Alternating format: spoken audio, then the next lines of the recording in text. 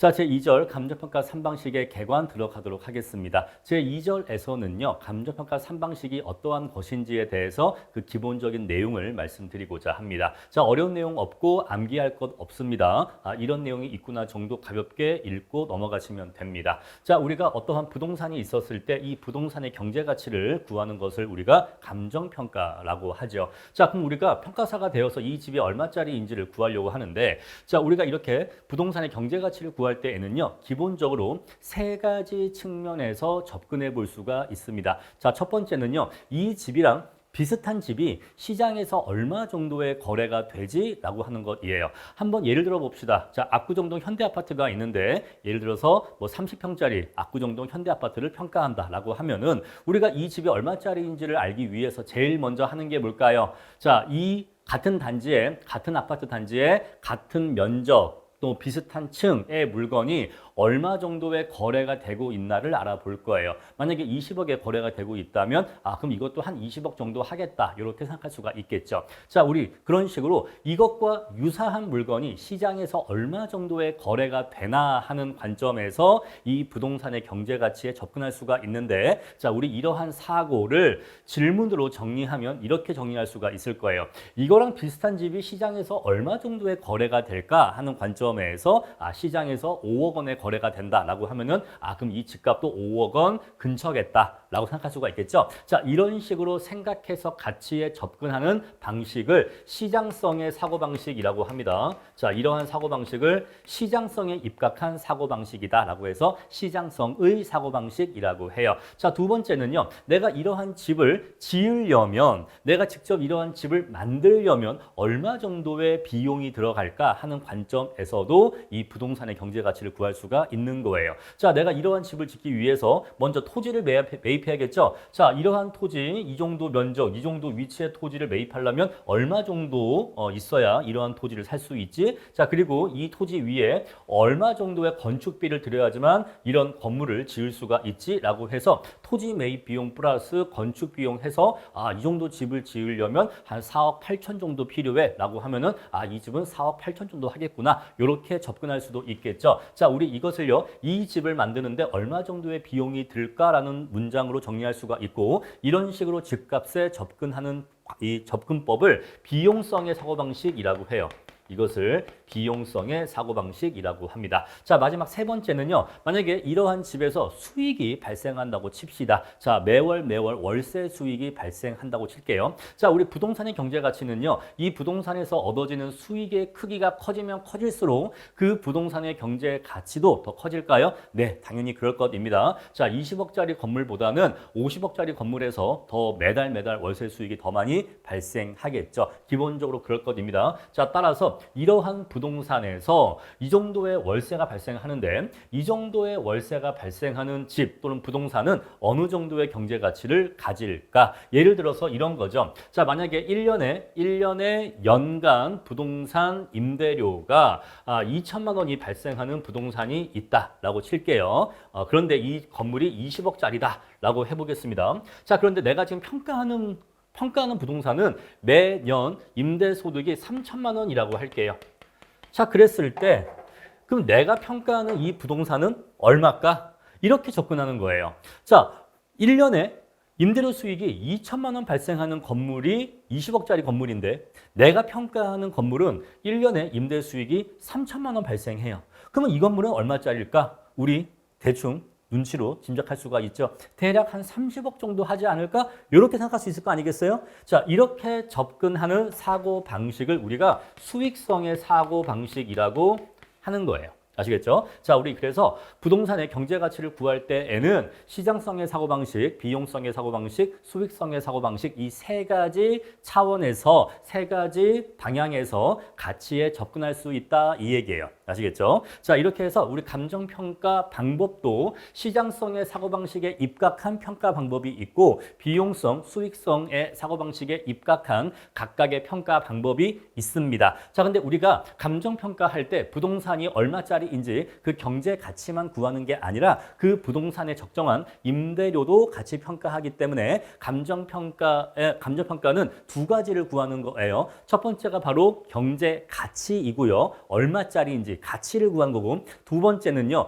그 부동산의 임대료를 구하는 겁니다. 자, 우리 그래서 시장성의 사고방식에 입각해서 뭘 구할 수 있다고요? 가치를 구할 수도 있고 임대료를 구할 수도 있어요.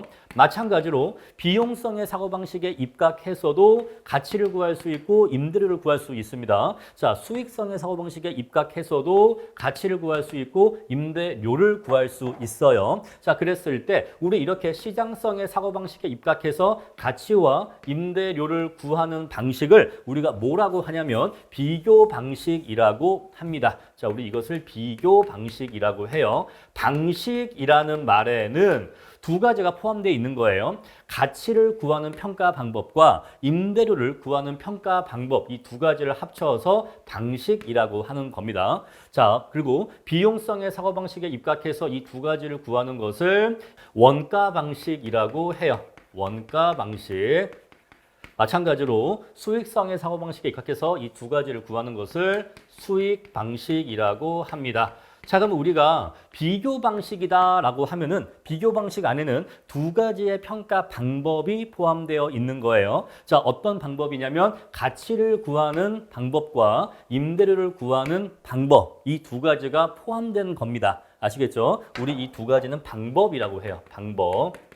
가치를 구하는 방법이 있고 임대료를 구하는 방법이 있어요. 이 두 가지 가치를 구하는 방법과 임대료를 구하는 방법을 합쳐서 뭐라고 부른다? 방식이라고 불러요. 자, 그래서 시장성의 사고방식에 입각한 비교 방식 안에는 시장성의 사고방식에 입각해서 가치를 구하는 방법과 임대료를 구하는 방법, 두 가지 방법이 포함되어 있는 거예요. 원가 방식 안에도 역시 가치를 구하는 방법과 임대료를 구하는 방법 두 가지가 포함되어 있고 수익 방식 안에도 역시 두 가지 방법이 포함되어 있는 거예요. 자, 우리 요 내용을 표로 정리하면 표로 이렇게 정리할 수가 있어요. 자, 우리 시장성의 사고방식에 입각한 것을 비교 방식이라고 하고 비용성의 사고방식에 입각한 것을 원가 방식이라고 합니다.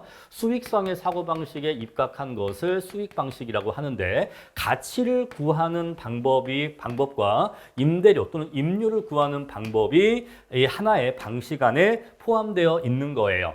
자, 그래서 우리는 이러한 내용을 총정리해서 감정평가 방법은 3방식 6방법이라고 합니다. 자, 요거 숫자가 7 써있기는 한데 일단은 우리 이거 6방법이라고 일단 읽을게요. 왜 6이 7로 바뀌는지는 조금만 이따가 말씀드리겠습니다. 자, 기본적으로는 이론적으로는 3방식 6방법이에요. 자, 3방식은요. 비교 방식, 원가 방식, 수익 방식 요 세 가지를 통칭해서 3방식이라고 합니다. 그런데 하나의 방식 안에는 가치를 구하는 방법과 임료를 구하는 방법 두 가지 방법이 들어가 있어요. 한 방식 안에는 두 개의 방법이 들어가 있습니다. 그래서 3방식 6방법인 거예요.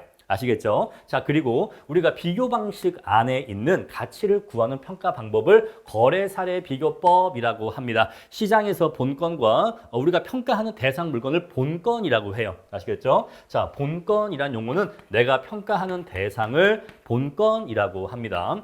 자, 본건 부동산과 유사한 물건이 시장에서 거래가 되었을 때 유사한 물건이 이 정도의 거래가 되었으니 그걸 기준하면 본건 부동산은 이 정도 가치를 갖는다. 이렇게 평가하는 방법을 거래사례 비교법이라고 하고 이 거래사례 비교법에 의해서 도출된 결론을 비준가액이라고 해요. 비준가액 용어를 기억해 주셔야 됩니다. 비준가격 이러면 안 돼요. 이거는 우리 법에 나와 있는 용어이기 때문에 법에 나와 있는 용어는 정확하게 서술을 해 주셔야 됩니다. 자, 비준가액이 도출이 돼요. 거래사례 비교법에 의해서 평가를 하면은 도출되는 평가 결론이 있는데 우리 그것을 비준가액이라고 합니다. 자, 두 번째 임대료를 구할 수가 있는데 본건 부동산과 유사한 물건의 임대료를 기준해서 자, 이거랑 유사한 물건이 이 정도 임대료니까 그러니까 본건의 임대료는 얼마겠지라고 구할 수가 있는데 우리 그렇게 구하는 방법을 임대사례 비교법이라고 해요. 자, 이름만 봐도 어떤 내용인지 아시겠죠? 거래 사례를 본건과 비교해서 본건의 가치를 구하는 평가 방법. 자, 임대 사례, 본건과 유사한 물건의 임대 사례를 본건과 비교해서 임료를 평가하는 평가 방법이란 뜻이에요. 이렇게 도출된 임료를 비준 임료라고 합니다. 아시겠죠? 그다음에 두 번째, 원가 방식은요. 앞에서 말씀드린 것처럼 이러한 부동산을 내가 만들려면 얼마 정도의 돈이 들어갈까? 얼마 정도의 비용이 들어갈까 하는 관점에서 부동산의 가치를 구하는 평가 방법이 있는데 우리 그것이 원가법이에요. 자, 원가법은 주로 건물의 평가에 쓰이는데 자, 이런 건물을 내가 지으려면 건축비가 얼마나 들어갈까라는 관점에서 건물의 가치를 구할 수가 있겠죠. 원가법은 주로 건물의 가치를 구할 때 원가법을 많이 쓴다는 것이고 그렇게 도출된 평가액이 적산가액이에요. 적산가액이라고 합니다. 적산이라고 하는 것은 쌓아 올렸다라는 뜻인데 우리가 건물을 지으려면은 여러 가지 비용들이 발생하겠죠. 그러한 비용들을 싹 다 합친 것을 의미한다. 그렇게 의미를 이해하시면 돼요. 자, 원가법에 의해 도출된 평가 결론을 적산가액이라고 한다. 자, 마찬가지로 자, 이러한 물건이 있는데 이 물건과 자, 내가 평가하는 물건이 있는데 이 물건과 유사한 물건을 만들려면 얼마 정도의 비용이 들어가는데 이 정도 비용이 들어간 물건에는 이 정도 임료를 받아야 돼. 라고 해서 임료를 구할 수가 있어요. 자, 지금 사고방식이 뭐냐면 임대사례 비교법은 본건과 유사한 물건의 임대료가 얼마 정도 받고 있으니까 그럼 본건의 임대료는 얼마 정도 해야 돼 라는 관점인데 적산법에서의 사고방식은 본건과 유사한 물건을 만드는데 이 정도의 비용이 투입돼. 이 정도의 비용을 내가 투입했으니 거기에 대해서 이 정도의 임료는 받아야 돼 라는 관점에서도 임료를 구할 수가 있다는 거예요. 자, 그래서 그러한 관점에서 임료를 구하는 방법을 우리가 적산법이라고 하고 그렇게 도출된 임료를 적산임료라고 합니다. 적산이라는 표현 잘 기억해 주세요. 다음에 수익 방식은요. 자, 앞에서 말씀드린 것처럼 이 부동산이 이 정도의 수익이 발생합니다. 우리 수익을 NOI로 표시를 하는데 NOI가 뭔지는 나중에 말씀을 드릴 거예요. 그냥 쉽게 얘기했을 때 부동산의 임대소득이라고 이해하시면 됩니다. 자, 이 정도의 소득이 발생하는 부동산이라면 이 정도의 경제가치를 갖는 것이 맞아라는 관점에서 가치를 구할 수가 있는데 우리 그러한 방법을 수익환원법이라고 합니다. 자, 수익을 환원한다 이 말은요. 자, 부동산에서 임대 수익이 올해만 발생하고 끝나는 거 아니죠. 올해 발생하고요. 내년 발생하고 내후년, 3년 뒤, 4년 뒤, 5년 뒤 해서 앞으로 수십 년 동안 이러한 임대 수익이 발생하지 않겠습니까? 그것들을 전부 다 싹 다 합치면 어느 정도의 경제 가치가 될까? 바로 그게 수익환원법이에요. 자, 얼마 전에 제가 인터넷으로 뉴스를 봤는데 이름이 정확하지가 않은데 우리 가수 중에서 체념이라는 노래 부른 가수가 있죠. 아마 이영현 씨인 것 같은데 혹시 이름이 조금 틀릴 수도 있습니다. 빅마마 멤버 중에 하나죠. 체념이라는 노래를 부른 가수. 이 가수가 뉴스에 나와서 무슨 얘기를 했냐면 이 체념 노래가 되게 히트한 노래잖아요. 그래서 한 달 저작권 수입이 얼마나 들어왔냐라고 물어보니까 최대 많이 들어온 달은 한 달에 2,600만 원 들어왔다라고 뉴스에 나왔어요. 자, 본인이 얘기한 거예요. 가장 많이 들어온 달이 한 달에 2,600만 원 들어왔다라고 하니까 주변 사람들이 우와 놀란 거예요. 얼마나 큰 수익입니까? 그러면 이 노래 저작권을 계속 가지고 있다면 이것만큼은 아닐지라도 이 정도의 수익이 매달 들어올 수 있다는 거예요. 그런데 이영현 씨가 그 얘기를 하더라고. 그런데 이제는 이게 내게 아니에요 라고 하더라고. 뭔 소린가 하니 저작권을 팔았대요. 목돈이 필요해서 이 노래의 저작권을 다른 사람한테 팔았다라고 합니다. 그럼 이제 이 노래의 저작권을 사간 사람이 이제는 매달 이 저작권 수입을 받고 있겠죠. 자, 그러면은 우리가 한번 감정평가적으로 한번 접근을 해봅시다. 자, 이 저작권의 경제 가치는 어떻게 평가가 되는 것이 맞을까요? 이론적으로. 자, 체념이라는 노래에 저작권을 갖고 있으면 매달 뭐가 들어온다? 저작권 수입이 들어온다. 자, 만약에 평가 시점이 요때인데, 자, 요 시점 이후로 해서 이번 달에 얼마, 다음 달에 얼마, 그 다음 달에 얼마, 그 다음 달에 얼마, 뭐 언제 또 많이, 언제 또 조금 막 이런 식으로 해서 계속해서 수익이 발생하겠죠. 그죠? 자, 언제까지 수익이 발생할 건데 이렇게 미래에 발생할 장래 수입을 전부 다 합치면 큰 목돈이 나올까요? 네, 그럴 겁니다. 이러한 관점에서 이 노래의 저작권의 경제 가치를 구할 수가 있는 거예요. 마찬가지 여러분, 부동산이 있었을 때 이 부동산의 경제 가치를 수익환원법으로 구한다라고 하는 것은요. 그 부동산을 갖고 있으면 그 부동산에서 매달 월세 수익이 발생하겠죠. 자, 매달 미래에 발생할 월세 수익이 있을 건데 그것들을 전부 다 싹 합치면 이 물건의 소유권을 가지고 있으면 넌 앞으로 미래에 1년 뒤에 얼마, 2년 뒤에 얼마, 3년 뒤에 얼마, 4년 뒤에 얼마, 10년 뒤에 얼마, 15년 뒤에 얼마라고 하는 이 장래의 수익들을 네가 향유할 수가 있어 라고 접근할 수가 있다 이 얘기예요. 이러한 수익을 향유할 수 있는 것의 경제 가치를 이 물건의 가치라고 얘기할 수가 있는 겁니다. 따라서 자, 미래에 큰 월세 수익을 향유할 수 있는 부동산일수록 현재 가치도 높은 거죠. 비싼 거겠죠. 이해하시겠죠? 자, 이렇게 해서 접근하는 것이 바로 우리가 수익환원법이라고 합니다. 자, 이렇게 도출된 부동산의 평가액을 수익가액이라고 해요. 자, 이런 식으로 또 임률을 구할 수가 있는데 얘를 수익분석법이라고 합니다. 자, 수익분석법은 이런 거예요. 네가 이 부동산을 나한테 빌려가면 네가 이 정도의 수익을 얻을 수 있을 거야. 자, 네가 이 정도의 매출액이 발생하겠죠. 자, 매출액 발생하겠죠. 근데 이 매출액을 발생시키기 위해서 여러 가지 뭐 판매 관리비라든가 여러 가지 비용이 발생할 거예요. 자, 이러한 비용들을 빼고 나면은 네가 결국 이 정도의 순이익을 얻을 수 있을 건데 이 순이익 중에서 일부는 나한테 임대료로 내는 것이 맞아. 이런 식으로 접근하는 방법이 바로 수익 분석법이에요. 근데 수익 분석법은요, 감정평가적인 내용이 아니라 요거는 회계학적인 내용이기 때문에 우리 감정평가 실무나 감정평가 이론에서는요, 수익 분석법을 사실상 다루지 않아요. 그래서 수익 분석법은 실무 시간에서나 이론 시간에서나 대부분은 아예 수업을 하지 않아요. 그래서 수익 분석법이라는 게 있다. 수익 분석법은 어떤 물건을 빌려서 그 물건으로 영업 활동을 하면 매출액이 발생하고 그 매출액을 발생시키기 위한 여러 가지 비용이 발생할 건데 그러한 비용을 빼고 남는 순이익이 있을 거 아니겠어요? 그 순이익의 기초에서 임대료를 구하는 방법을 얘기하는데 이것은 감정평가적인 얘기가 아니라 회계학적인 얘기이기 때문에 요거는 우리가 사실상 물어보지 않는다. 아시겠죠? 그래서 이렇게 구한 임료를 수익 임료라고 한다라는 것만 이름만 기억하시고 실제로 실무나 이론에서 이거는 물어보지 않는다라고 생각하시면 돼요. 자, 이렇게 해서 3방식, 6방법을 모두 다 말씀드렸습니다. 여러분들은 지금 공부를 맨 처음 시작하시기 때문에 일단은 용어에 익숙해지시는 단계가 필요해요. 방식과 방법이 어떻게 다른지 아시겠죠? 첫 번째, 방법과 방식이란 용어가 어떠한 개념상 차이점이 있는지, 그리고 각각의 방식 안에는 각각의 어떠한 평가 방법들이 있는지 이 평가 방법들의 이름 암기해 주셔야 되고, 그리고 각각의 평가 방법에 의해 도출된 결론을 뭐라고 하는지. 자, 우리 이것을 가치는요, 비준 가액이라고 하고 적산 가액이라고 하고 수익 가액이라고 합니다. 자, 이렇게 용어를 기억해 주세요. 자, 그럼 이제 저거 말씀드릴게요. 자, 아까 우리가 여기서 3방식 7방법이라고 적혀 있는데 제가 지금까지는 3방식 6방법으로 설명을 드렸어요. 그러면 대체 숨어 있는 한 가지 방법이 대체 뭐냐? 바로 우리나라는요, 공시지가라는 게 있어요.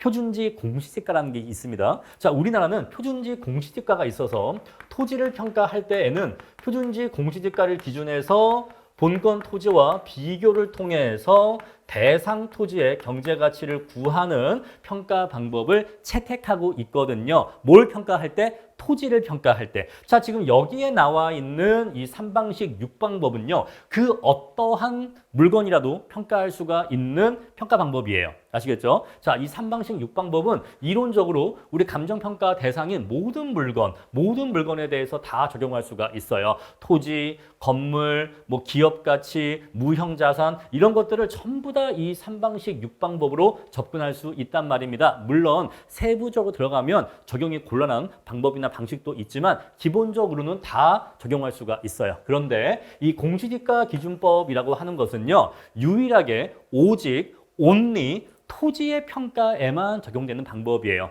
자, 공시지가 기준법은요, 우리 이것을 공시지가 기준법이라고 하는데 정확하게 얘기하면 이 공시지가 앞에는 표준지란 말이 빠져 있는 거예요. 표준지 공시지가를 기준해서 평가하는 방법이란 뜻이에요. 우리 얘를 공시지가 기준법이라고 하는데 이 공시지가 기준법은 only 무엇을 평가하기 위한 평가 방법이다? 토지를 평가하기 위한 방법이에요. 선생님 그러면요. 공시지가 기준법으로는 건물 평가할 수 없나요? 네, 없어요. 표준지 공시지가 자체가 토지의 가액을 구해 놓은 거예요. 그래서 자, 본권 토지와 유사한 표준지 공시지가, 유사한 토지의 표준지 공시지가를 기준으로 해서 비교를 해서 본권 토지의 가치를 구하는 방법입니다. 따라서 공시지가 기준법은 토지만 평가할 수 있는 토지 평가 전용 평가 방법이에요. 아시겠죠? 자, 우리 이 공시지가 기준법은 이 세 가지 방식 중에서 어디에 속하냐면 비교 방식에 속합니다. 자, 그래서 공시지가 기준법이 여기 이렇게 들어가는 거예요.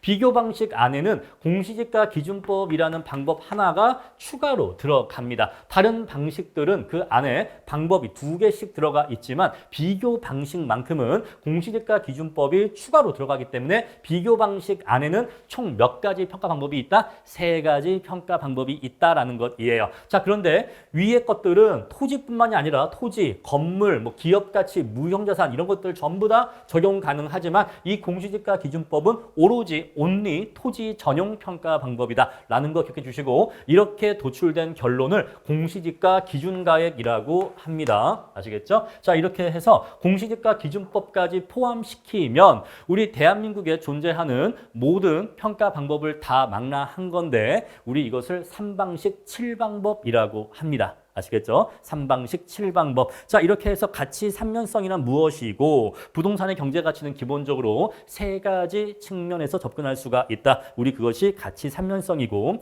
각각의 접근 방법마다 나름대로의 평가 방법이 있고 그 평가 방법마다 도출된 평가 결론을 비준가액, 적산가액, 그리고 수익가액이라고 한다. 선생님 이 밑에 임료도 있는데 왜 임료는 빼먹으세요? 자, 물론 우리가 지금 3방식 7방법이 있고 이 중에는 임료 평가 방법도 3가지가 있죠. 자, 그런데 현업에서도 그렇고 우리 시험 문제도 그렇고 한 95%의 비중으로 우리는 가치를 구합니다. 자, 감정평가사들이 임료를 구하는 경우가 있어요. 자, 저는 그런 것도 해봤어요. 우리 한강 고수부지라고 하면 옛날 사람이죠. 한강 시민공원 가면 한강 그 공원에 그 편의점 있는 매점들이 있잖아요. 그런 것들의 임대료 평가도 합니다. 자, 또는요, 저기 그 광진구 쪽인데 그 자벌레라는 게 있어요. 광진 그쪽에 있는 한강 시민공원에 있는 건데 자벌레라는 건물이 있는데 한번 검색해 보세요. 그 자벌레라는 건물 안에 보시면 카페가 있는데 그 건물 안에 있는 카페 임대료 이런 것도 평가해 본 경험이 있고 의뢰는 들어왔는데 제가 안 한 게 뭐냐면 그때 제가 몸이 아프다라고 해서 제가 평가 반려했는데 그 약간 장례식장 같은 건데 서울시가 운영하는 화장장인가 장례식장인가가 있는데 그 안에 있는 매점의 임대료 해달라고 했는데 이렇게 제가 반려를 했습니다. 어쨌거나 그런 식으로 해서 임대료 평가를 해요. 하는데 95% 정도의 비중이 가치를 구하는 거예요. 그래서 우리가 특별한 말이 없으면 우리는 항상 뭔가를 얘기할 때 가치를 구하는 평가 방법에 대해서 얘기를 합니다. 아시겠죠? 자, 그래서 임대료를 구할 수도 있고 뒤에 가서 임대료 구하는 법도 배울 건데 현업과 시험 문제의 비중이 95대 5의 비중이기 때문에 특별한 말이 없다면 우리는 부동산의 경제 가치를 구하는 거에 대해서 얘기를 하고 혹시 임료를 구하는 거에 대해서 얘기를 할 때는 특별히 임료라고 말씀을 따로 드릴 거예요. 아시겠죠? 자, 이렇게 해서 부동산의 경제 가치를 이렇게 구할 수가 있어요. 자, 그러면 이제 시상가액 조정에 대해서 알아보도록 합시다. 자, 우리가 어떠한 부동산이 있고 이 부동산의 경제 가치를 구할 때 비중가액, 적산가액, 수익가액을 구했다라고 해보겠습니다. 자, 한번 리마인딩 해볼까요? 우리가 비중가액 구하려면요 어떤 평가 방법을 적용했을까요? 바로 거래사례 비교법. 거래사례 비교법 적용하면 비중가액을 얻을 수 있습니다. 만약에 얘가 5억이 나왔다라고 해볼게요. 자, 적산가액 구할 수 있겠죠. 어떤 평가 방법? 원가법. 원가법으로 이러한 토지를 매입하는데 한 3억 정도 들어가고 이러한 건물을 짓는데 건축비가 한 1억 8천 정도 들어가 라고 해서 요 둘을 합치면은 그러면 이러한 집을 만들려면은 한 4억 8천 정도 비용이 들어가겠네. 이런 식으로 해서 적산가액 구할 수 있습니다. 다음에 수익가액인데 자, 이 집에서 발생하는 월세가 있는데 이 월세를 곱하기 12를 해주면 연간 임대료 구할 수 있겠죠. 자, 이 정도의 연 임대료가 발생하는 부동산이라면 예를 들어서 한 5.5억 정도의 경제 가치를 갖는다라고 구해졌다라고 해볼게요. 수익가액은 사실 이 경제 가치를 구하는 게 간단하지가 않아서 조금 더 많은 과정이 있는데 일단은 우리가 기본 개념만 공부하는 거니까 이 정도의 월세가 발생하는 부동산은 한 5.5억 정도 가치를 가진다라고 평가가 되었다라고 해보겠습니다. 자, 그러면 우리가 세 가지 평가 방법을 적용해서 비중가액, 저상가액, 수익가액을 각각 이렇게 얻었다라고 해볼게요. 자, 그러면 이제 우리는 의뢰인한테 제가 이 부동산을 평가해 보니까 이 부동산은 얼마짜리입니다라는 결론을 말씀드려야 돼. 그죠? 평가 보고서에 얼마입니다. 이 부동산은 얼마입니다. 라고 쓰고 여기다가 이제 사인을 해야겠죠? 저 같은 경우는 이렇게 윤, 철, 신 한 다음에 여기 인에다가 사인을 하거나 도장을 이렇게 찍습니다. 그렇게 해서 내가 평가했는데 이 부동산은 얼마짜리야? 라고 평가를 한단 말입니다. 그런데 문제가 있어요. 어떤 문제가 있죠? 지금 숫자가 3개야. 이 집은 그러면 5억짜리입니까? 그러면 이 집은 4억 8천짜리인가요? 그럼 이 집은 5억 5천짜리인가요? 여러분, 그럼 이거 얼마예요? 아직 최종 결론이 나지 않았어요. 자, 우리 이러한 가액들을 뭐라고 하냐면요. 우리 이러한 가액들을 시산가액이라고 해요. 우리 이것들을 시산가액이라고 합니다. 자, 가액은 가액인데 얼마짜리라고 표시한 거기는 표시한 건데 경제가치를 화폐액으로 나타낸 것이긴 한데 앞에 있는 시산이란 말의 뜻이 뭐냐? 요건 사실 제가 알기로는 요거는 일본식 표현인 걸로 알고 있는데 어쩔 수가 없어요. 자, 여러분들 앞으로 우리가 실무나 이론 강의할 때 일본 이건 일본에서 온 거예요. 요거는 일본 내용이에요. 요거는 미국 내용이에요. 이런 말씀을 많이 드릴 건데 왜 그런 거 하니? 어쩔 수 없이 가슴 아픈 슬픈 비극적 역사이지만 우리나라가 과거에 일제시대, 일제 식민지 시대를 겪었잖아요. 그래서 우리의 모든 법제, 사회 시스템, 법제라든가 사회 시스템, 당연히 이것과 관련된 부동산 체계 역시 전부 다 일본의 시스템을 갖고 대한민국이 시작했어요. 대한민국이 맨 처음 시작할 때는 일제 식민 잔재가 남아 있었기 때문에 그러니까 우리는 지금도 일본의 법과 우리의 법이 많이 유사해요. 왜? 우리가 그 법을 따라왔기 때문에 그렇습니다. 마찬가지로 부동산 제도, 어떤 사회 시스템 이런 것들이 일본 것을 많이 갖고 있어요. 그래서 원래 우리 대한민국의 부동산 이론은 또는 부동산 관련 법제는 일본의 것을 베이스로 한 게 대부분이에요. 대부분입니다. 그런데 기본적으로 우리나라는 일본의 것을 베이스로 하고 있는데 점차 우리가 경제가 발전하고 경제가 성장하면서 점차 미국 쪽에 이론들이 들어오기 시작했죠. 그래서 점차 이렇게 미국 쪽 이론이 이렇게 침범을 했단 말입니다. 그러니까 원래 우리가 이 사법고시도 일본식 시스템이잖아요. 아주 어려운 시험을 보게 해서 그 어려운 시험을 통과한 사람이 법조인이 되는 시스템. 요건 사실 일본 쪽 시스템이잖아요. 근데 로스쿨이라고 하는 것은 미국 쪽 시스템이잖아요. 그래서 원래 우리가 일본 쪽 사법고시 시스템을 갖고 있다가 점차 우리가 미국의 시스템을 따라하게 되면서 이제는 로스쿨로 바뀐 거 아니겠습니까? 마찬가지예요. 부동산 이론도 원래 우리는 일본 쪽 이론과 일본 쪽 법제를 취하고 있어요. 그런데 점차 미국 쪽 이론이 많이 들어오게 된 거죠. 그래서 현재의 모습은 뭐냐? 짬짜면이다 이 얘기예요. 현재의 모습은 일본의 내용도 남아있고 새로 도입된 미국 쪽 내용도 있다 이 얘기예요. 그래서 어떤 내용을 얘기할 때 이거는 원래 일본 쪽 내용이다. 요거는 미국 쪽 내용이다. 이런 말씀을 드릴 때가 있을 거예요. 어쨌거나 이 전체가 다 뭐예요? 우리나라 감정평가사 시험 범위예요. 왜냐하면 우리가 현실적으로 일본 쪽 이론과 미국 쪽 이론을 모두 다 알고 있어야 할 필요가 있기 때문에 그렇습니다. 그래서 우리는 이 두 가지를 모두 다 알고 있을 필요가 있어요. 자, 그럼 이제 우리가 시산가액이란 말의 용어 개념을 다시 돌아오면요. 시산은요. 요거는 우리가 시도하다 뜻이에요. 시도하다. 산은 뭐죠? 계산.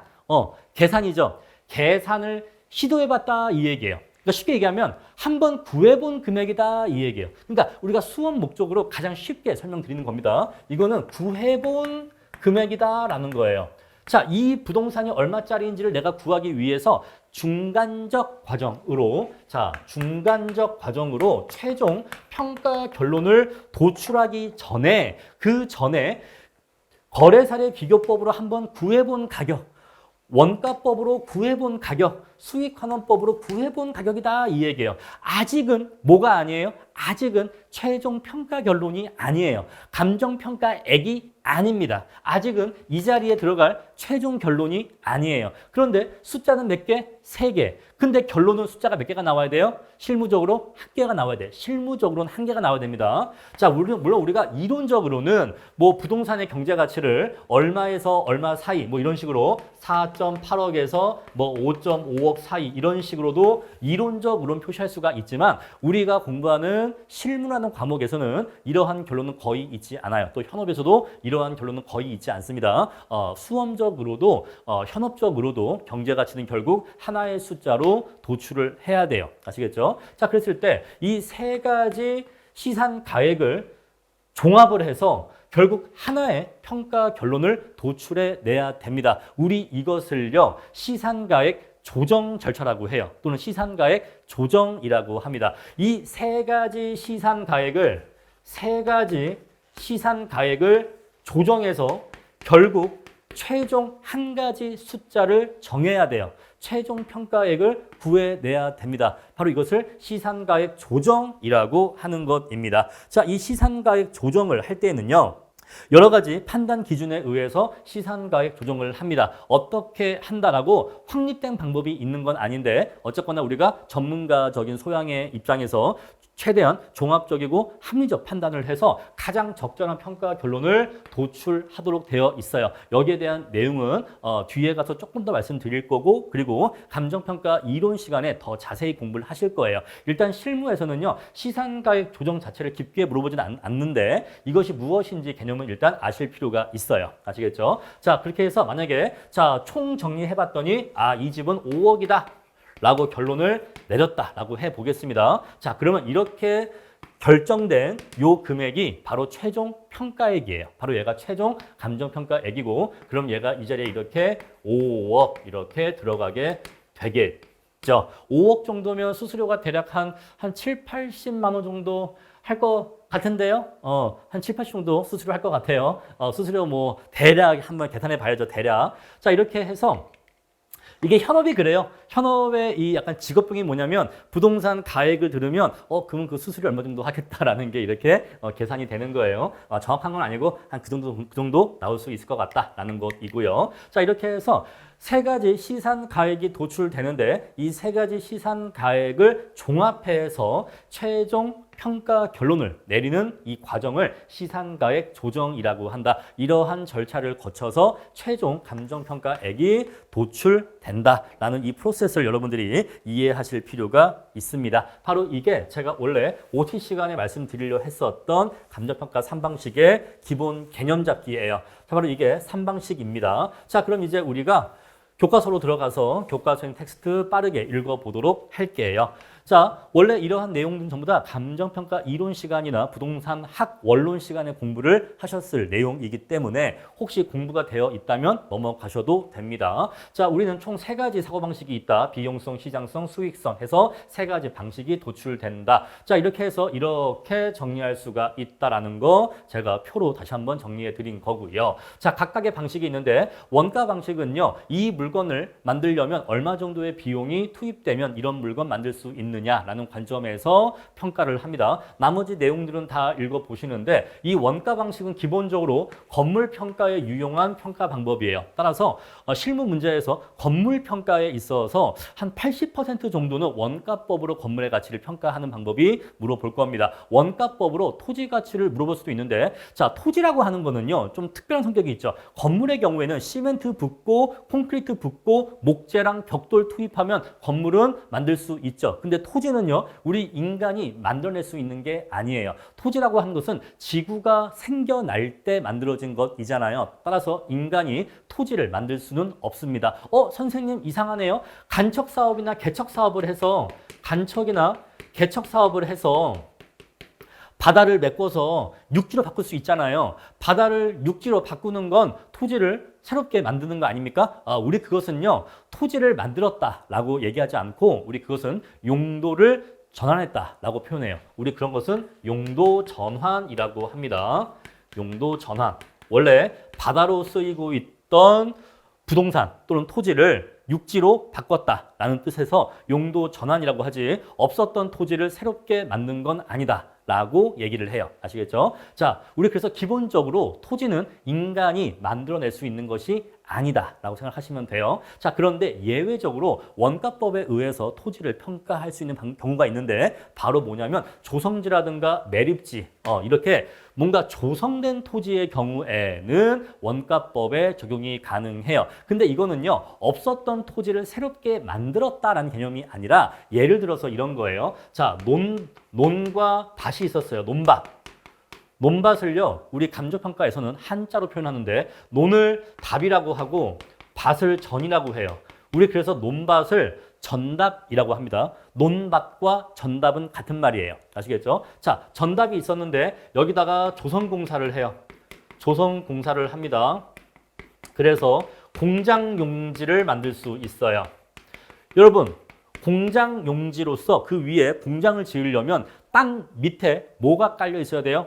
자, 전선, 전기선 깔려 있어야 되고, 그다음에 통신선 깔려 있어야 되고, 그다음에 뭐 가스라든가 가스선 이런 것들이 깔려 있어야겠죠. 그리고 우리 공장에서 물을 쓰기 때문에 상수도라든가 하수도 이런 것들이 땅 속에 이렇게 설치가 되어야 할 거예요. 그죠? 그래서 논밭에는 원래 이런 게 설치가 안 돼 있는데, 땅을 파서 땅 속에 방금 제가 말씀드린 그러한 시설들을 깔고 다시 흙을 덮은 다음에 지표가 평탄하게 되어 있어야지만 똑바로 건물을 지을 수가 있겠죠. 그렇게 해서 지표 평탄화 과정도 해야 될 겁니다. 자, 그리고 원래 논밭에는 도로, 이 진입도로가 잘 나 있지를 않죠. 그런데 공장을 운영하려면 자재라든가 물건을 실은 트럭들이 왔다 갔다 해야 되기 때문에 도로가 잘 갖춰져야 될 거예요. 그런 식으로 해서 조성공사비를 투입하게 되면은 공장 용지를 만들 수 있고, 마찬가지로 이러한 같은 원리에 의해서 주택 용지도 만들 수가 있는 겁니다. 이해하시겠죠? 자, 우리 이런 것들을 택지라고 해요. 택지. 자, 택지는요, 주상공. 이 주거용, 상업용, 공업용 용도로 쓰이는 토지를 택지라고 합니다. 자, 그래서 택지가 아닌 토지를 대표적으로 전답이죠. 자, 이러한 전답과 같은 토지를 조성공사를 통해서 택지로 만들 수가 있어요. 그랬을 때 우리가 이 택지의 경제 가치를 구할 때에는 이 택지를 만들기 위해서 투입된 요 원래 개발 전 토지가 있는데, 우리 이 개발 전 토지를 소지라고 해요. 소지. 자, 이 소지를 매입한 가격이 있겠죠. 자, 소지 매입가가 있을 거예요. 자, 이 소지 매입가. 자, 원래 이 논이었는데 이 논을 내가 얼마 주고 매입했어. 그리고 이 논을 택지로 바꾸기 위해서 조성공사 비용을 얼마를 투입했어. 자, 이게 5억이고 이게 1억이야. 그래서 5억에 매입해서 내가 1억의 비용 들여서 택지로 만들었어. 그러니까 얘는 6억이야. 이렇게 평가할 수가 있겠죠. 예외적으로 이렇게 조성된 토지의 경우에는 이러한 평가 방식의 적용이 가능한 것입니다. 따라서 원가법은 원래 건물 평가에 적합한 방법인데, 예외적으로 토지에도 적용될 수가 있어요. 그럴 때는요, 조성지라든가, 이거 오타네요. 조성지라든가 매립지, 이러한 토지에 원가법 적용이 가능하다라는 거, 요거를 기억해 주세요. 자, 근데 이러한 원가법에도 단점이 있습니다. 어떠한 단점이 있냐면, 첫 번째, 비용의 추계가 어려워요. 비용의 추계. 여러분들 강남대로 걸어가시다가 옆에 보시면은 큰 건물들이 있어요. 그랬을 때 이 큰 건물을 짓는데 공사비가 얼마 정도 들어갈지 여러분들 쉽게 알 수 있어요? 쉽게 알 수 없어요. 그래서 비용의 추계가 어렵습니다. 자, 그리고 우리가 비용을 추계해서 이러한 건물을 지을 때 이 정도의 비용이 들어가라고 한 번에 건물 가치가 나오는 게 아니라, 물론 지금은 제가 설명을 단순하게 했지만 사실은 어떠한 프로세스를 거치냐면, 자, 이 본건 부동산을 새로 짓는다면 신축 건물을 짓는데 이 정도의 비용이 들어갈 거야를 먼저 구해요. 이런 건물을 새 건물로 신축한다면 이 정도의 비용이 들어갈 거야. 그런데 신축 상태에서 여러 가지 감가가 발생했을 거예요. 그래서 지금은 이 본건 부동산이 이 정도 가치만 가져 라고 구하는 거예요. 자, 현실에 존재하는 부동산은 대부분 다 뭐예요? 중고 부동산이에요. 중고 부동산이란 얘기는요, 신축 이후에 시간이 경과하고 사용을 한 부동산이란 뜻입니다. 대부분은 우리가 길 나가보면은 신축 건물보다는 신축 이후에 우리가 몇 년째 또는 몇십 년째 쓰고 있는 건물이 대부분이잖아요. 우리 이렇게 건물의 가치가 시간이 지남에 따라 하락하는 현상을 회계학에서는 감가상각이라고 하고 감정평가에서는 감가수정이라고 하는데, 그러한 감가수정을 빼줘야 됩니다. 그렇죠? 자, 그랬을 때 이 감가수정을 구하기가 어려워요. 그러한 단점들이 있다는 거 가볍게 한번 읽어보시고요. 자, 그래서 대부분 건물평가에 쓰이지만 비용의 추계가 어렵고 감가수정도 어려워서 가급적 신축 건물일수록 더 유용하게 쓰일 수 있는 평가 방법이다라는 얘기고요. 그리고 다음에 자, 비교 방식이 있는데, 비교 방식은 시장에서 거래가 이루어지는 모든 물건에 다 적용이 가능합니다. 자, 그래서 부동산은 당연하고요. 자동차의 경우에도 비교 방식이 가장 주된 평가 방법으로 쓰여요. 자, 만약에 자동차가 들어왔다라고 한다면, 벤츠 E클래스가 들어왔다라고 한다면 SK 엔카에 들어가서 자, 이 차와 같은 모델 그리고 같은 연식 그리고 비슷한 주행거리를 가지는 차가 어느 정도의 시세가 형성되어 있는지 조사해서 평가하면 된단 말입니다. 자, 마찬가지 얘기로 하면요. 자, 롤렉스 중고 시계도 평가할 수가 있겠죠. 시장에서 롤렉스 시계가 중고로 거래가 되는 시세가 있으면 그걸 기준해서 중고 시계의 가치도 평가할 수가 있어요. 자, 이런 식으로 해서 비교 방식은요, 시장에서 거래가 있는 물건이면 무엇이든 적용할 수가 있습니다. 그리고 매우 산식이 간단하고 쉬워요. 매우 산식이 간단하고 쉽습니다. 자, 내가 아파트를 평가하는데 옆에 301호가 5억에 거래가 됐대. 그러면 내가 평가하는 게 바로 옆집 302호입니다. 라고 하면은 302호는 5억 근처일 거 아니겠습니까? 특별한 차이가 없다면 옆집이 301호가 5억이면 302호도 거의 5억이겠죠. 거의 5억 근처겠죠. 굉장히 단순하게 쉽게 가치를 구할 수 있다는 장점이 있어요. 자, 그런데 단점이 있습니다. 반대로 얘기하면 거래가 이루어지지 않는 부동산은 가치를 구할 수가 없어요. 자, 예를 들어서 남대문이 있다. 남대문은 시장에서 거래가 이루어집니까? 거래가 이루어지지 않죠. 따라서 비교 방식으로는 남대문과 같은 또는 뭐 동사무소라든가 이런 것들, 우리 주민센터죠. 주민센터. 이런 것들의 가치를 구할 수가 없어요. 여러분, 그러면요, 주민센터는 토지 위에 주민센터 건물이 지어져 있는데 그거 아무 경제가치가 없는 겁니까? 아니, 경제가치 있어요. 경제가치 있지만 비교 방식으로 못 구해. 왜 못 구하죠? 시장에서 거래가 없으니까. 그런 내용 이해하시겠죠? 자, 그리고 시장에서 현실에서 수집된 거래 사례를 기준해서 본건의 가치를 구하는데, 현실의 시장에서 성립된 거래 사례가 반드시 합리적이다, 정상적이다라고 단정할 수는 없어요. 비정상적 거래 사례가 많습니다. 자, 앞에서 제가 말씀드린 것처럼 출품기간의 합리성이라든가 거래의 자연성, 당사자의 정통성 이런 것들이 결여된 비합리적 시장 거래 사례가 많이 있기 때문에 시장에서 잘못된 사례를 기준해서 본건의 가치를 평가해버리면 본건의 가치 또한 잘못 평가가 되어버리는 겁니다. 자, 대표적으로 토지의 평가에 주로 비교 방식, 즉 거래사례 비교법이 적용된다라는 거 봐주시면 되고요. 역시 아파트 역시 당연히 거래사례 비교법이 주된 평가 방법이 됩니다. 자, 수익 방식은요, 수익이 발생하는 모든 물건에 적용 가능하고요. 자, 이론적으로 가치라고 하는 것은요, 이론적으로 가치라고 하는 것은 어떠한 물건의 가치는 그 물건을 갖고 있음으로 인해서 장래 얻을 것으로 예상되는 장래 편익의 현가 합이라고 정의할 수가 있어요. 자, 이게 가치에 대한 이론적 정의입니다. 자, 어떤 중고 명품이 있다고 칩시다. 자, 이 중고 명품의 가치는 어떻게 매겨지느냐 했었을 때, 물론 다른 접근법도 있지만 수익 방식에 의해서 중고 명품의 가치를 평가한다면 내가 이 중고 명품을 갖고 있음으로 인해서 미래에 얻게 될 편익이 있을 텐데 그 편익의 현가 합을 구하면 그 중고 명품의 가치를 구할 수 있다는 거예요. 자, 어떤 원룸 건물이 있었을 때 그 원룸 건물의 가치 어떻게 구한다? 내가 이 원룸 건물을 갖고 있음으로 인해서 장래에 얻게 될 부동산 임대 수익이 있을 건데 그것들의 현가 합을 구해주면은 이 원룸 건물의 지금 가치를 구할 수 있다는 얘기입니다. 자, 그러한 얘기이고요. 따라서 수익 방식은 가장 이론적인 평가 방법이다. 가치의 본질에 부합하는 평가 방법인데, 자, 단점은요, 수익이 없는 부동산 역시 평가가 불가능합니다. 앞에서 말씀드린 것처럼 자, 주민센터 건물은요, 가치가 있어요, 없어요? 가치가 있죠. 그런데 수익이 발생하지가 않아. 따라서 수익 방식으로는 주민센터의 가치를 구할 수가 없다라는 것이고, 자, 우리가 뒤에 가서 공부하겠지만 환원율 또는 할인율이란 것을 알아야 되는데 이것을 알기가 어려워요. 환원율과 할인율이 무엇인지는 뒤에 가서 자세히 말씀드릴 겁니다. 자, 그리고 대부분의 경우에는요, 요 순수익도 구하기가 어렵습니다. 자, 그리고 우리가 어떠한 물건이 장래 발생시킬 것으로 예상되는 편익의 현가 합을 구한다고 하는데 이 부동산이 앞으로도 얼마만큼의 임대 수익을 계속 창출할 수 있을지 예측하기 어려워요. 제가 수험생일 때 약 한 18년 정도 전이죠. 그때 제가 수험생일 때 그때 신림동 가면요, 사람이 정말 엄청 많았습니다. 그때는 사법고시가 있었을 때라서 사법고시 준비하시는 분만 2만 명이 넘었어요. 사법고시가 2만 명 넘었고, 그다음에 행정고시, 외무고시도 그때는 민간 경력자 그런 거 없었기 때문에 행정고시, 외무고시 응시생도 엄청 많았습니다. 그래서 신림동에서 공부하는 사람만 한 6만 명 정도 된다고 했었던 시절이 있어요. 그때는요, 이 원룸 건물이나 독서실들요, 엄청났어요. 그래서 웨이팅이 장난 아니었습니다. 어떤 독서실 들어가려면요, 지금은 당연히 자리가 있지만 그때는 자리 있어요? 라고 물어보면 당연히 자리가 없다고 했고, 자, 웨이팅 명단에 이름을 올리잖아요. 그럼 내 이름을 막 100 몇십 번째 올렸어요. 막 130번째, 110번째에 웨이팅 이름을 올리거든요. 그러면 나한테 연락이 막 1년 뒤에 와요.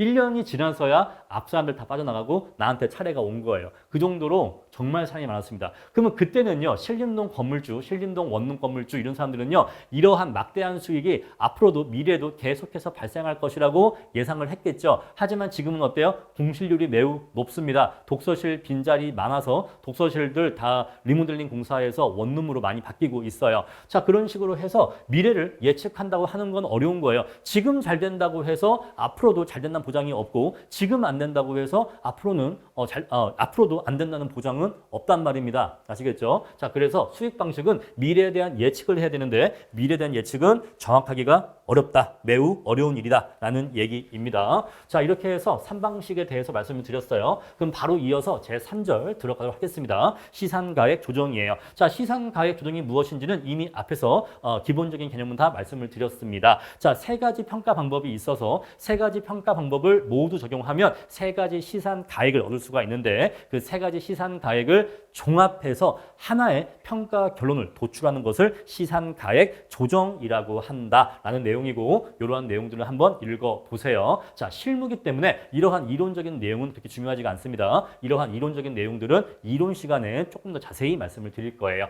자, 그래서 우리가 조정을 할 때 어떠한 사항들을 검토해야 되냐면 각각의 방법에서 사용한 자료가 얼마나 믿을 수 있는 자료냐라는 것이고, 그리고 평가 방법과 대상 부동산의 유관성 이런 것들을 검토해야 된다라는 것인데, 조금만 예시를 들어 드릴게요. 자, 어떤 내가 중고 건물을 평가하고 있는데 만약에 원가법으로 중고 건물을 평가하고 있다라고 해볼게요. 근데 이 건물이 지어진 지 20년 지났어요.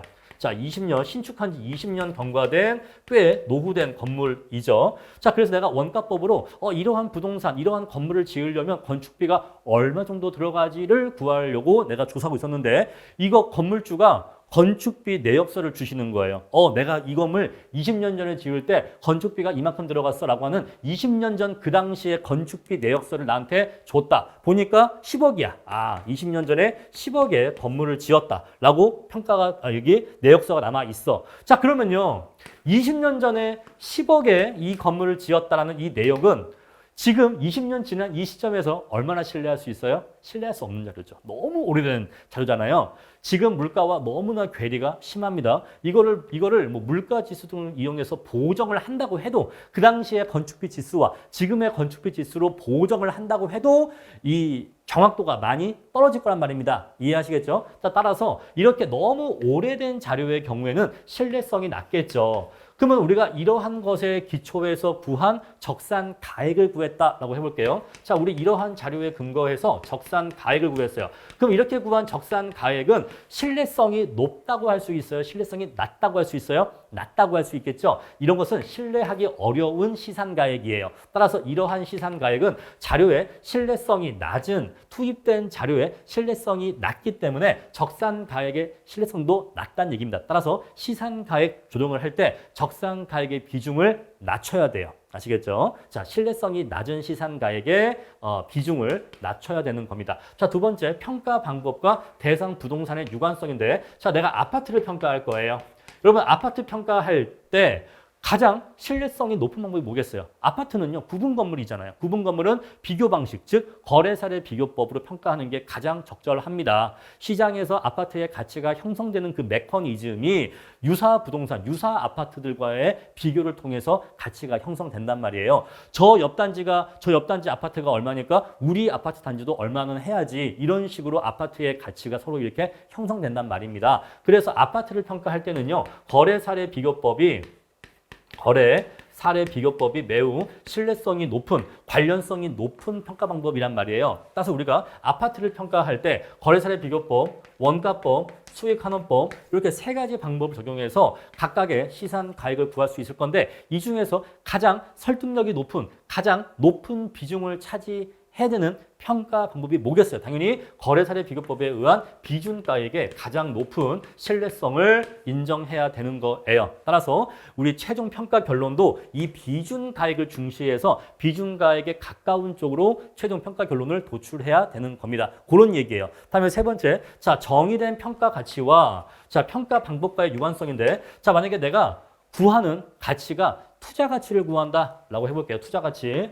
자, 내가 만약에 이 부동산에 투자한다면 얼마 정도의 투자 수익을 얻을 수 있을까라는 관점에서 투자 가치를 구한다라고 해볼게요. 그럼 투자 가치는요, 내가 이 정도의 비용을 투입하면 이 정도의 수익이 발생하겠지라는 그러한 사고방식에 근거해서 나의 예상 투자 수익을 구할 거 아니겠습니까? 따라서 이러한 투자 가치를 구할 때에는 수익환원법에 의해서 평가하는 게 가장, 이러한 투자 가치를 구할 때 관련성이 높은 평가 방법이라고 얘기할 수가 있는 거예요. 아시겠죠? 자, 그리고 한 가지만 더 예를 들어 봅시다. 자, 내가 담보 가치를 구할 거예요. 담보 가치.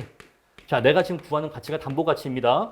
그랬을 때 담보 가치는요, 보수적이어야 돼. 보수적으로 내가 혹시 돈을 못 돌려받으면, 내가 얘한테 빌려준 돈을 혹시 내가 못 받으면, 그럼 어떻게 해야 돼요? 나는 그러면 이 집을 내가 팔아서 내 돈을, 내 채권을 회수해야 되거든요. 그러면은 그러한 관점에서 담보물의 경제 가치를 평가할 때는 최대한 보수적으로 평가해야 돼요. 그랬을 때 그러면 이 집을 보수적으로 평가한다면 가장 적합한 평가 방법은 바로 원가법이에요. 원가법.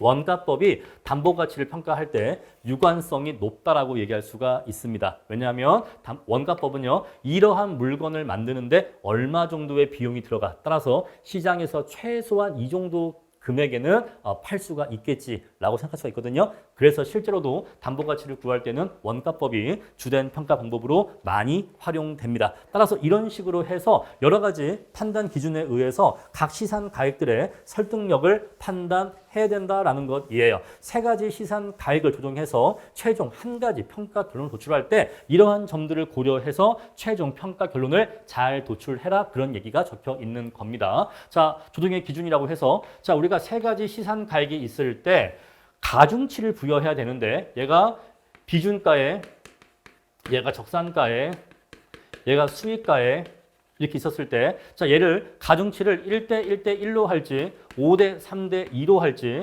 3대 4대 3으로 할지, 이 가중치를 결정해야 됩니다. 자, 그랬을 때 몇 가지 판단 기준이 있는데, 적절성, 평가 방법의 적절성, 자료의 적절성, 이런 것들을 고려해서 가중치를 결정해라, 이 얘기인데, 여기에 대한 설명은 방금 제가 말씀드린 내용이에요. 그런 내용으로 읽어보시면 되고요. 다음에 정확성. 자, 투입된 자료의 정확성, 방금 말씀드렸죠. 20년 된 자료, 그런 것들 정확성 떨어져요. 그럴 때는요, 적산가액의 신뢰성 내려가야 되는 겁니다. 자, 그리고 평가를 할 때 들어간 각종 수정, 그리고 각종 계산이 정확하게 되는가, 이러한 계산이 정확하게 됐으면 되어 있을수록 그러한 시산 가액의 신뢰성은 올라가야 되는 거예요. 만약에 자, 비중 가액을 구할 때 이러한 수정이나 이러한 계산이 매우 정확하게 이루어졌다라고 한다면은 비중가액의 신뢰성은 가중치는 올라가는 겁니다. 이런 식으로 해서 가중치 결정하는 것이고요. 다음에 증거의 양인데 예를 들어서 자 우리가 비중가액을 구할 때에는 시장에서 거래 사례를 풍부하게 수집할 수가 있어서 만약에 거래 사례를 4개나 수집했어. 거래 사례 4개를 수집해서 이걸 토대로 비중가액을 구했고 적산가액은 뭐 비용 자료 1개밖에 못 구했고 수익 방식 또한 수익 자료 1개밖에 못 구했어라고 한다면 투입된 자료의 양이 얘가 더 많잖아요. 따라서 이런 경우에는 비중가액의 신뢰성이 높아지는 겁니다. 신뢰성이 높아진다. 그 말은 가중치가 높아진다. 그 얘기예요. 그렇게 이해하시면 되고요. 다음에 시장 상황인데 자 우리가 부동산 시장 상황이요. 경기 변동이 이렇게 있잖아요. 그래서 호황도 있고 불황인 국면도 있는 겁니다. 자 그래서 시장 상황도 시산가액의 가중치를 결정하는 조정 기준으로 사용되는데 자 비용 접근법에 의한 시산가액은 아무래도 다른 방법에 비해서 안정적이에요. 안정적이기 때문에 자 우리 원가 방법에 의한 시산가액은 시장 상황이 안정적일 때 신뢰성이 높게 인정된다라는 것이고 만약에 시장 상황이 급변할 때에는 평가사는 매매 사례 비교법에 의한 시산가액에 더 많은 가중치를 줘야 된다 이 얘기예요. 만약에 우리가 시장 가치를 구할 때 그러니까 쉽게 얘기해서 시세 수준의 시장 가치를 구한다라고 하면요. 만약에 원래 여기였었는데 여기서 여기로 시세가 급등해. 시세가 급등하는데 이 급등하는 시세를 따라가서 평가를 하기 위해서는 비교 방식으로 비중가액을 구하는 것이 가장 적절할 것이다 이 얘기예요. 이해하시겠죠? 자, 그런데 여기에 대한 조금 더 깊은 얘기는 감정평가 이론 시간에 말씀을 드릴 겁니다. 자, 결국 이렇게 해서 4가지 대표적인 시산가액의 조정 기준이 있어요. 조정 기준이라고 하는 것은 각 시산가액에 얼마만큼의 가중치를 부여할 것인가에 대한 판단 기준을 얘기합니다. 그 판단 기준은 대표적으로 적절성, 정확성, 증거의 양, 시장 상황 4가지가 있어서 우리 이것을 이니셜을 따서 적정 증시라고 해요. 적정 증시. 따라서 앞으로 제가 적정 증시라고 하면 시산가액 조정 기준을 얘기하는 것입니다. 자, 적정 기준에 의해서 3가지 시산가액의 가중치를 결정해서 그 가중치별로 가중 평균을 해주면 최종 평가액을 도출할 수가 있겠죠. 오케이. 자, 이렇게 해서 우리가 시험에서 실무에서 3가지 시산가액을 구하게 한 다음에 최종 평가액을 도출할 때 2가지 방법이 있는데 첫 번째 방법은 뭐냐면 3가지 시산가액이 있었을 때 첫 번째는요. 주방식에 의하는 방법이 있어요. 주방식에 의한 방법이 있고 두 번째는 가중평균하는 방법이 있습니다. 가중평균. 그럼 둘 중에 뭐가 원칙이냐? 여러분들 문제 푸실 때 문제에서 특별히 시산가액 조정에 대해서 어떻게 하라라고 요구사항이 있지 않고서는 자 만약에 문제에서 자 1대1대1의 비중으로 가중평균 해라 이런 식으로 요구사항이 별도로 있지 않은 경우에는 원칙은 주방식에 의한 평가액으로 결정하는 게 원칙이에요. 그러니까 우리 수업 목적으로 아시겠죠? 자 이론적으로 그런 게 아니라 시험 문제 푸실 때, 실무 문제 푸실 때에는 문제에서 시산가액 조정과 관련해서 특별히 어떻게 하라라고 요구사항이나 조건이 주어져 있지 않은 경우에는 주된 평가 방법으로 결정하시면 되는 거예요. 주된 평가 방법이라고 하는 것은요. 감칙에 정해져 있는데 토지의 경우에는 공시지가 기준법, 건물의 경우에는 원가법, 구분 소유 건물의 경우에는 집합 건물의 경우에는 일체 거래사례 비교법 이런 식으로 각각의 물건마다 주된 평가 방법이 정해져 있어요. 그래서 원칙은 주된 평가 방법으로 결정하는 게 원칙입니다. 근데 만약에 문제에서 자 어떻게 하라고 별도의 시산가액 조정의 절차에 대해서 조건을 준 경우가 있을 수 있어요. 예를 들어서 얘를 1대1대1의 비중으로 가중평균해라 라고 하면은 3가지를 구한 다음에 요거를 다 더한 다음에 나누기 3을 해주시면 돼요. 만약에 문제에서 2대 3대 5의 가중치로 가중평균해라 라고 요구사항을 준 경우에는 요거 곱하기 2 더하기 요거 곱하기 3 더하기 요거 곱하기 5 한 다음에 그거를 나누기 10 해주시면 돼요. 그러면 최종 결론 구할 수가 있는 겁니다. 아시겠죠? 자, 우리가 반드시 가중평균을 해야만 되는 건 아닌데 이거는 어디 법에 나와 있는 건 아니에요. 그런데 우리 수험적으로는 자 주방식에 의하지 않으면 3가지 시산가액을 조정할 수 있는 방법을 가중평균으로 보통 대부분 풀이를 해요. 그래서 무조건 가중평균을 해야 되는 건 아닌데 수험적으로는 가중평균이라고 생각을 하시면 됩니다. 자, 주방식은요. 자, 이 셋 중에 한 가지로 결정하는 거예요. 만약에 아파트다. 자, 내가 평가 대상이 아파트다라고 한다면 비준가액으로 결정을 하는 겁니다. 비준가액이 얼마니까 비준가액으로 결정을 하는 거예요. 아시겠죠? 자, 만약에 내가 평가한 게 쇼핑센터야. 내가 평가한 게 쇼핑센터야. 여러분, 쇼핑센터는 수익성 부동산이죠. 수익이 나니까 매출도 발생하고 임대료도 발생하죠. 자, 이러한 수익성 부동산은요. 수익가액에 의한 설득력이 제일 높고 수익 방식을 적용하는 게 주된 평가 방법입니다. 그 경우에는요. 만약에 주방식으로 결정한다라고 하면은 수익가액으로 결정하는 거예요.